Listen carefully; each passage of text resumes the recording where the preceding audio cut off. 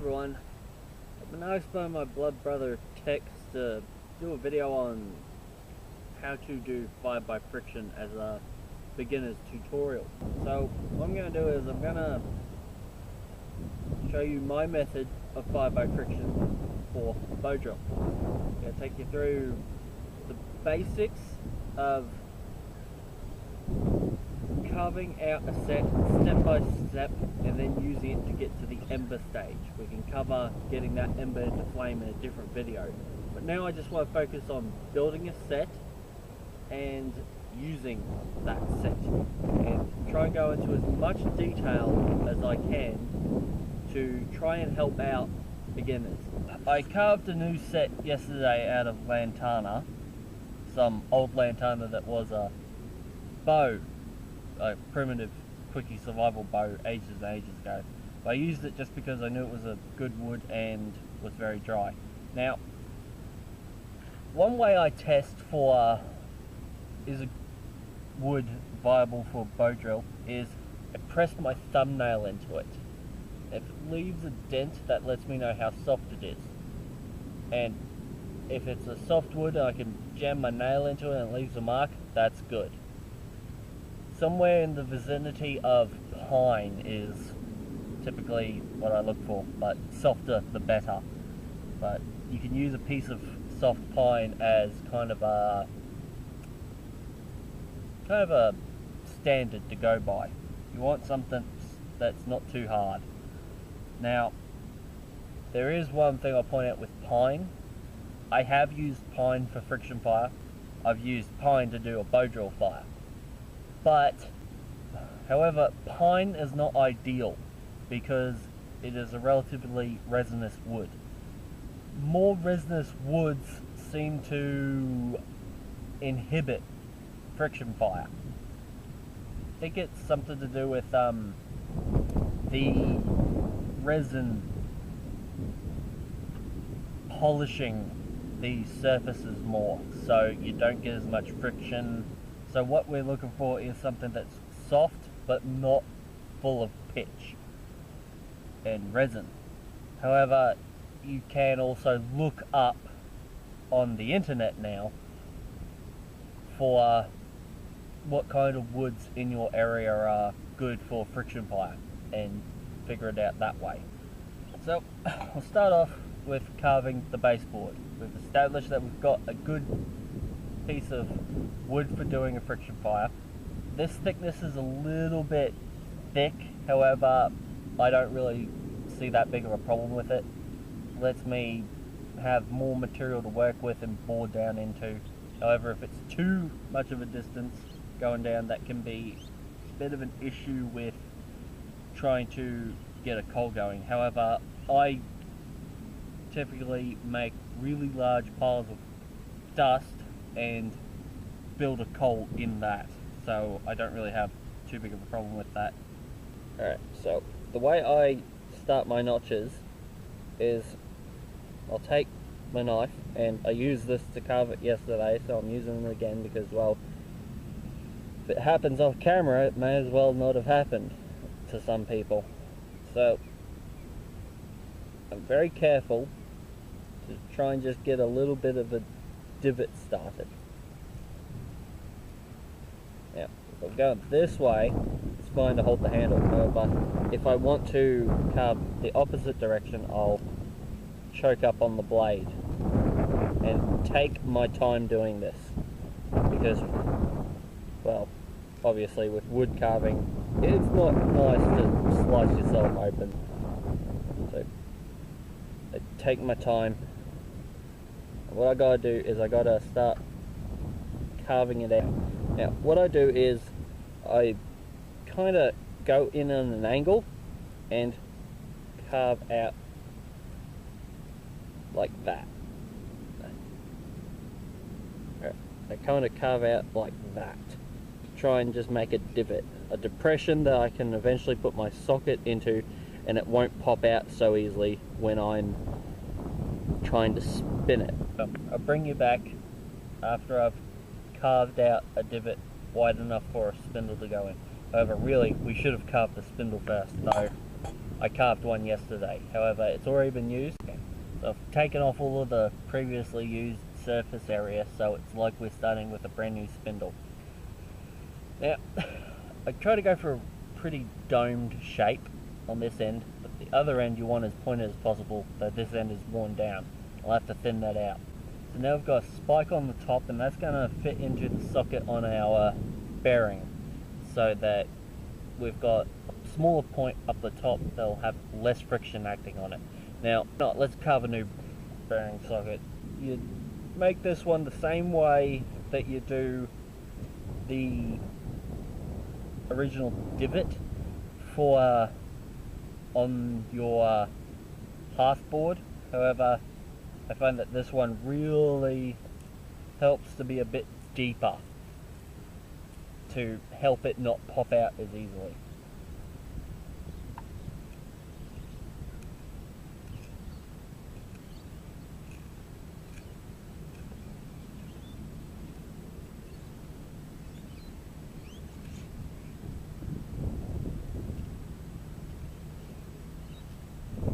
So when you've got the socket and the spindle, what I like to do to just help it out is try and drive them into each other and twist the spindle into the half board,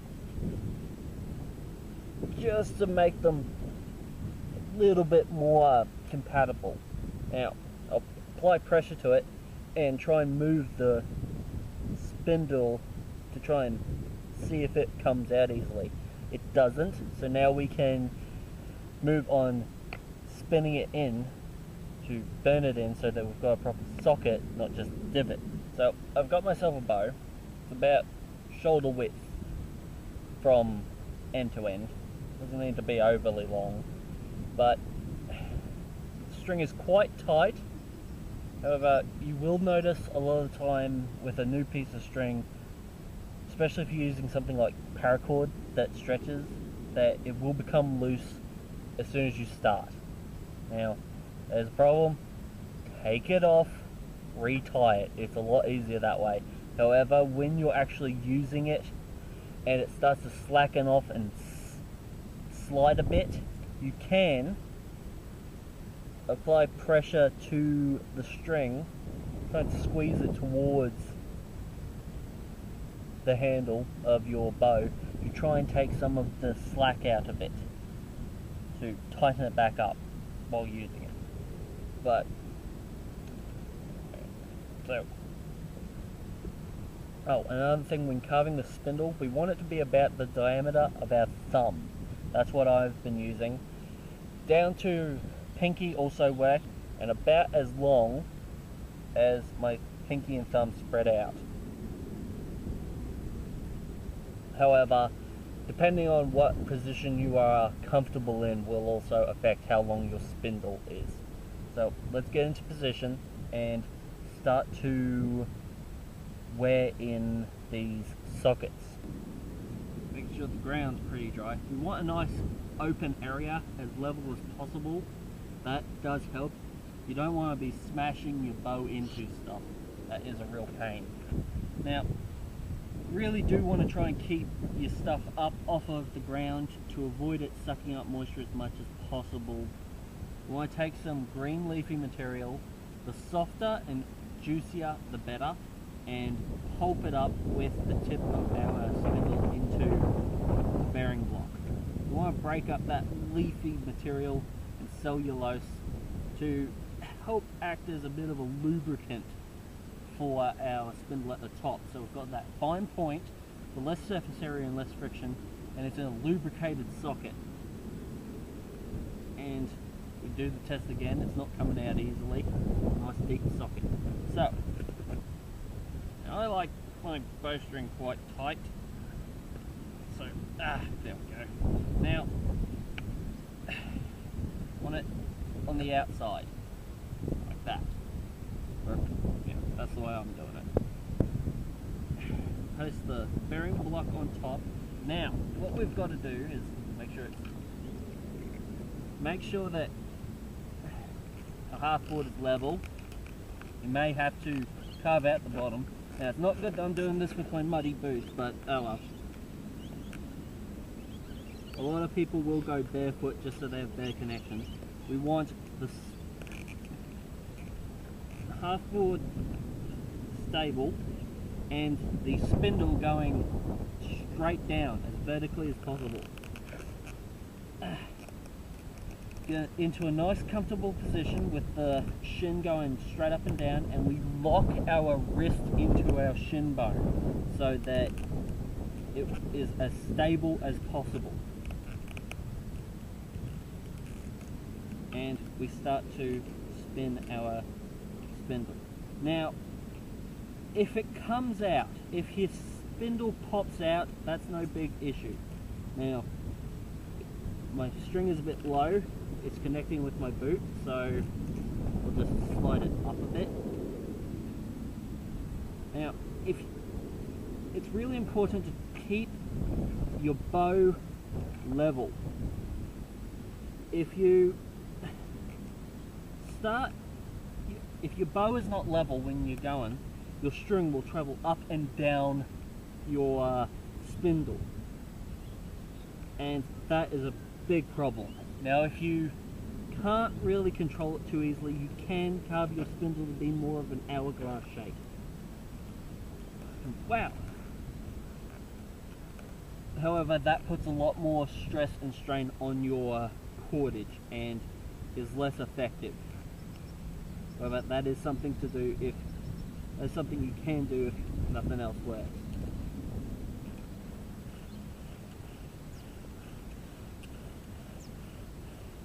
Right now, we're not trying to start a fire, we just want to keep it nice and stable.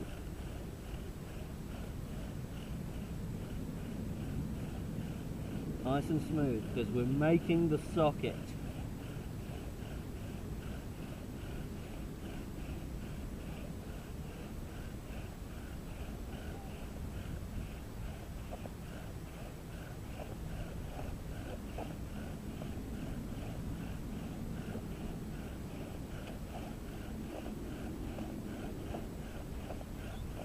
So you may notice that it is already going. That's because we've got a good set made from nice dry material.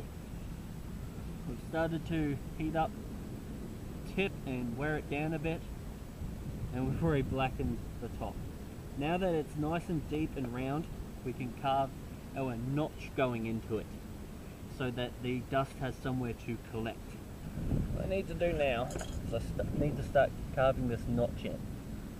Now, a lot of people like to use a saw for this to make it easier.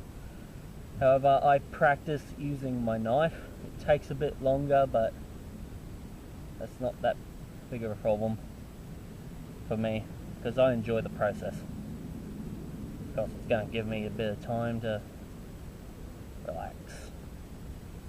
Now, for the shape of this, we want it to go into about halfway to the center of that burnt out hole, and to be wider at the base than it is at the top, having it slowly widen out so that when we lift the half board up, the ember can come out more easily, and of course have plenty of room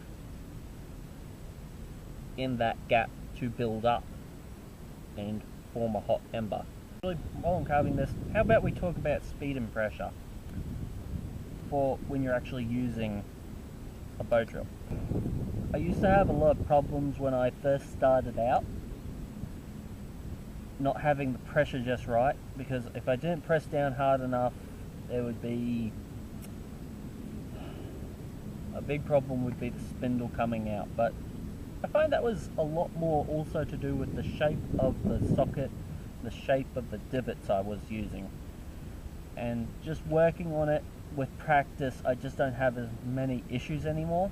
I think that's just something that comes with practice, and practice is a really important aspect of getting good with friction fire. It is one of those things that practice makes a big difference.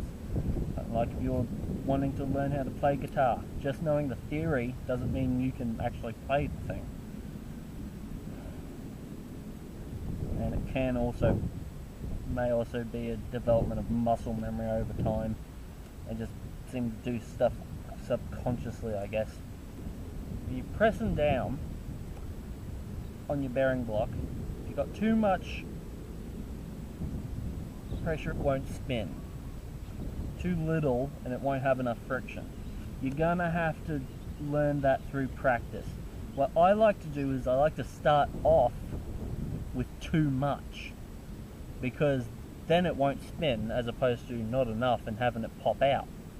And then I've got too much, I'm applying pressure with my bow, I'm stable, I'm not yanking my spindle out. If you're pulling your spindle all over the place, you've really got something wrong with your method. You want to lock it in so it's perfectly straight up and down.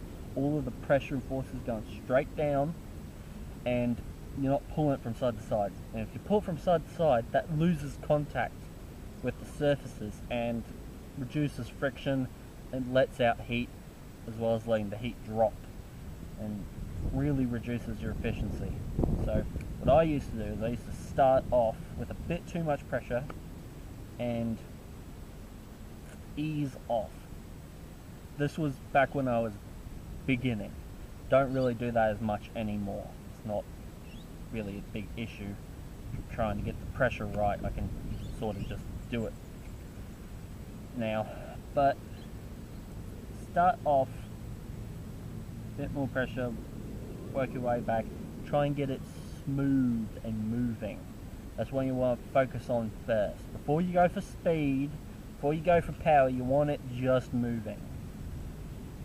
Which brings us to, the stages of how to use it. You want to start off with it just moving, so you've got the rhythm going, and then you want to increase that so that you've got some powder coming in. You want to get black powder coming out into the gap, and you want to build up your coal first. You want there to be plenty of powder there, so that when you go for it really hard and drop that hot ember on top of it, it's got some mass to burn into.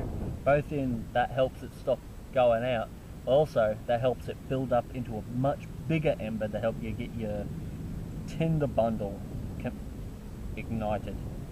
So I get it going, get the pressure right so that it's building black dust in the gap, and you want to go at about the fastest you can go at a steady pace, meaning you want to be as fast as you can go and sustain that speed, which ain't that great when you first start out, but you'll get better at it over time. But you want your top cruising speed, I guess you would say, where you can just keep that up for 10 minutes if you had to. You really don't want to, but you don't want to wind yourself before you need to build your coal. So you'll be making some nice warm powder to fill up that gap. Well, you don't want to clog it, but you want there to be something there to drop your ember onto. And then, when you've got enough there, this is also to warm up the set, which is a lot easier than starting cold, especially when you're a beginner. And I think that's about right. Plenty of room there. It widens out towards the bottom. Now, I will need to get something nice, dry and flat to go under there, such as a leaf or a piece of bark. I got a nice dry leaf, so that's what I'm going to use. This time I've got a drop there as a knee pad, because the ground's just so sharp and pointy. Ah! Get off me, you jerk! You're crushing me! Shut up, I thought you were in Mordor. It still hurts! Quit crying, you big baby. I'm going to go barefoot, well, in my sock, just to give the string a bit more clearance. I've got some more green leaves, and there's the dry leaves underneath to catch the ember, but I want to grind up some more oily leaves into that hole.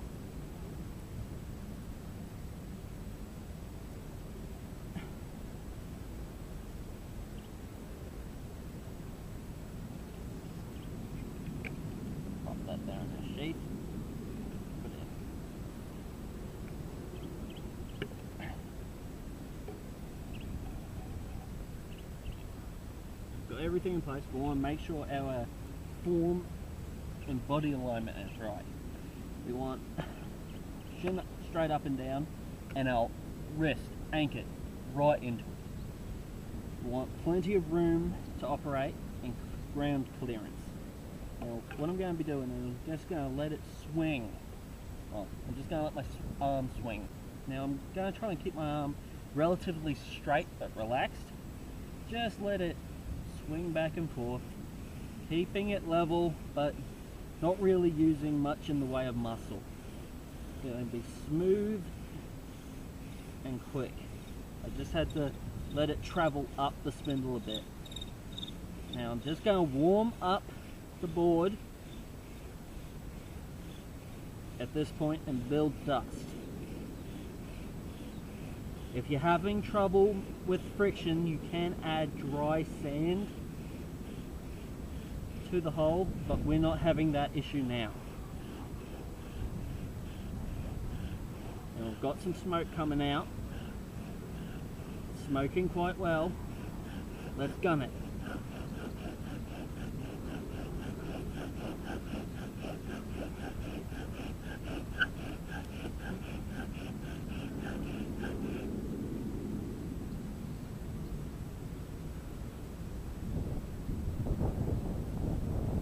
Don't you dare go out. Got an ember.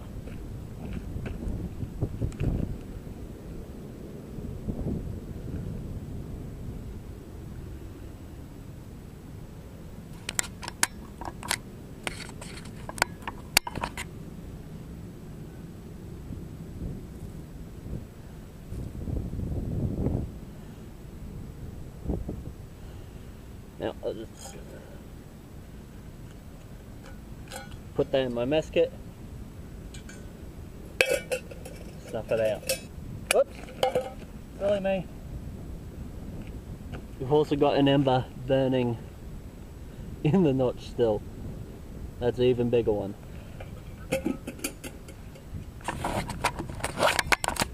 There you go.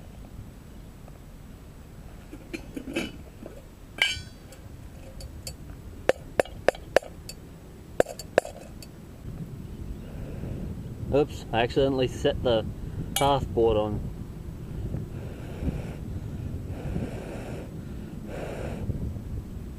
Yes, I got an ember. Yes, I set the half board glowing red, but we could have had better technique there. I could have allowed more time for powder to build up before going for the ember. What I mean by gunning it is when you've got your build up of powder and you've got the set warmed up, nice and hot, but it's not at ignition point, you then increase your speed to get it up to that ignition point, and you go at that speed for, well, I would advise as long as you can, unless you know you've got an ember. See, when I started out, I would sometimes gun it, see all the smoke, think, oh, I've got an ember, and stop just a little bit too soon. Then I started, when I was a novice, just going until I couldn't go anymore, or until it popped out, and that really did help my success rate of actually getting an ember. But oh, it really takes it out of there. But now that I'm a bit more experienced, I can go and have an ember and stop then. So another point, when you've got your half board, I like the notch to be facing me. Now, for YouTube, we like to have the notch facing away from us so the camera can see it. But when it's facing us and we can see in there, we can see if there's a big glowing red coal, and then we know we can stop. But if it's smoking all by itself, that's usually a good indicator that it's got a coal in there. However, you're not really going to know if it's smoking by itself until after you stop. With practice, you get a better idea of whether or not you have a coal burning in your dust pile. And a lot of this will come down to experience. This is something you really want to practice until you get good at it, as opposed to something you can just do once. And another tip I'll give you is to videotape it and put it on YouTube. Then ask people if there's anything you're doing wrong. If you practice bow drill or a primitive skill like this that is quite difficult, there's no real shame in saying, look, this is my first time trying to do a friction fire, I failed. A lot of people will respect you for admitting that you failed, and let's face it, it is not the easiest thing in the world to do when you're trying to teach yourself off of videos from YouTube. But the real benefit of that is when you can put it out there and ask people what you're doing wrong. So I would encourage you all to, if you can, videotape it, put it on YouTube. You can send me a link if you failed. If you get an ember from the information in this video, I so want to see that video. But even if you don't get an ember, please send me a link. If you do a video and you post it out there, you can get feedback from people who have done friction fire. It's even better if you can join a couple of bushcraft and primitive skills groups, show people who are more experienced than you the video, and see if they can spot anything you're doing wrong. Alright everyone, I hope this helps. I hope you have a good one. See you.